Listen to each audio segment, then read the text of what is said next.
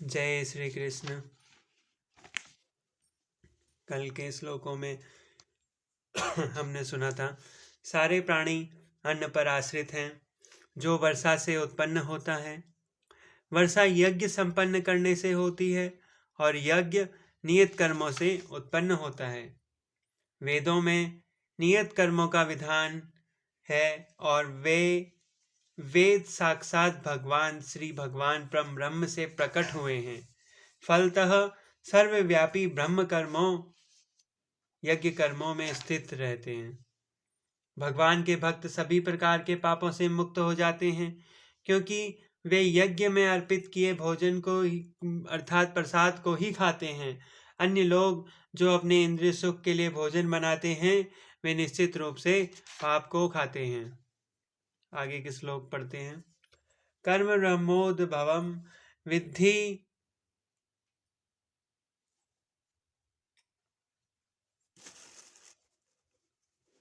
ब्रह्माक्षरामुद्भवम् तस्मात्तद्गतं ब्रह्म नित्यं यज्ञे प्रतिष्ठितम्। वेदों में नियमित कर्मों का विधान है और ये वेद साक्षात श्री भगवान परम ब्रह्म से प्रकट हुए हैं। फलतः सर्वव्यापी ब्रह्म यज्ञ कर्मों में सदा स्थित रहता है। तात्पर्य, इस श्लोक में यज्ञार्थ कर्म अर्थात कृष्ण को प्रसन्न करने के लिए कर्म की आवश्यकता को भली भांति विवेचित किया गया है। यदि हमें यज्ञ पुरुष विष्णु के परितोष के लिए कर्म करना है तो हमें ब्रह्मा या दिव्य वेदों से कर्म की दिशा प्राप्ति करनी होगी। अतः सारे वेद कर्म देशों की सहायताएं हैं। वेदों के निर्देश के बिना किया गया कोई भी कर्म विकर्म या वैध अथवा पापपूर्ण कर्म कहलाता है। अतः कर्म फल से बचने के लिए सदैव वेदों से निर्देश प्राप्त करना चाहिए। जिस प्रकार सामान्य जीवन में राज्य के निर्देश के अंतर्गत कार्य करना होता है उसी प्रकार भगवान के परम राज्य के निर्देशन में कार्य करना चाहिए। वेदों में ऐसे निर्देश भगवान के श्वास से प्रत्यक्ष प्रकट होते हैं। कहा गया है, अस्य महतो भूतस्य निश्चितम् एतद् यद्वेदे यजुर्वेदे सामवेदे यथुर्वेदे चारों वेद ऋग्वेद यजुर्वेद सामवेद तथा अर्थवेद भगवान के श्वास से उद्भूत हैं। ब्रह्म संहिता से प्रमाणित होता है कि सर्वशक्तिमान होने के कारण भगवान अपने श्वास के द्वारा बोल सकते हैं। अपनी प्रत्येक इंद्रिय के द्वारा अन्य समस्त इंद्रियों के कार्य संपन्न कर सकते हैं। दूसरे शब्दों में भगवान अपनी निश्वास के द्वारा बोल सकते हैं और वे अपने नेत्रों से गर्भाधारण कर सकते हैं।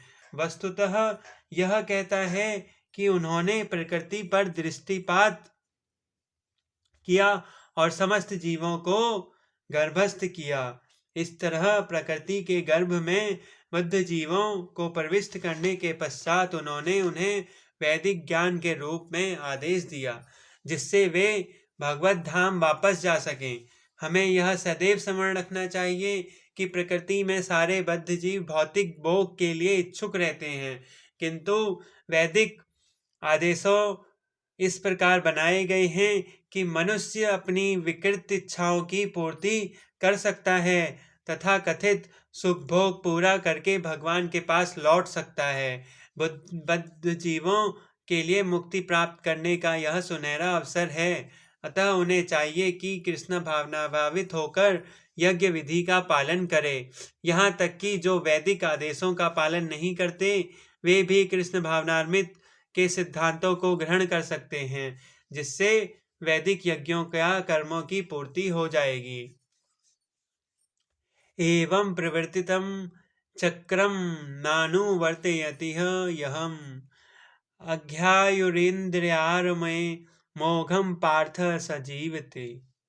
हे प्रिय अर्जुन, जो मानव जीवन में इस प्रकार वेदों द्वारा स्थापित यज्ञ चक्र का पालन नहीं करता वह निश्चय ही पापमय जीवन व्यतीत करता है। ऐसा व्यक्ति केवल इंद्रियों की तुष्टि के लिए व्यर्थ ही जीवित रहता है। तात्पर्य: इस श्लोक में भगवान ने कठोर परिश्रम करो और इंद्र तृप्ति का आनंद लो इस सांसारिक विचारधारा का तिरस्कार किया है। अतः जो लोग इस संसार में भोग करना चाहते हैं उन्हें उपयुक्त यज्ञ चक्र का अनुसरण करना परम आवश्यक है। जो ऐसे विधि विधानों का पालन नहीं करता, अधिकाधिक तृष्ट होने के कारण उसका जीवन अत्यंत संकटपूर्ण रहता है। प्रकृति के नियमानुसार यह मानव शरीर विशेष रूप से आत्म साक्षात्कार के लिए मिला है, जिसे कर्म योग, ज्ञान योग या भक्ति योग में से किसी एक विधि से प्राप्त किया जा सकता है। इन योगियों के लिए यज्ञ संपन्न करने की कोई आवश्यकता नहीं रहती, क्योंकि ये पाप पुण्य से परे होते हैं। किंतु जो लोग इंद्रिय तृप्ति में जुटे होते हैं उन्हें पूर्वोक्त यज्ञ चक्र के द्वारा शुद्धिकरण की आवश्यकता रहती है।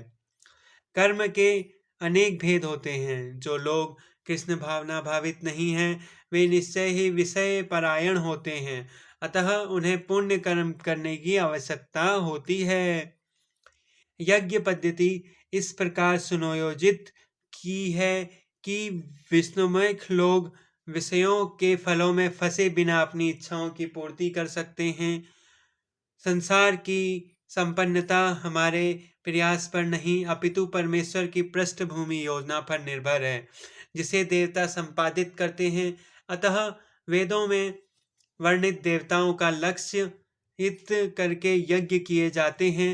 अप्रत्यक्ष रूप में यह कृष्ण भावना भावित का ही अभ्यास रहता है, क्योंकि जब कोई इन यज्ञों में दक्षता प्राप्त कर लेता है तो वह अवश्य ही कृष्ण भावना भावित हो जाता है। किंतु यदि ऐसे यज्ञ करने से कोई कृष्ण भावना भावित नहीं हो पाता तो इसे कोरी आचार संहिता समझना चाहिए। अतः मनुष्य को चाहिए कि वह आचार संहिता तक ही अपनी प्रगति को सीमित न करे, अपितु उसे पार करके कृष्ण भावना भावित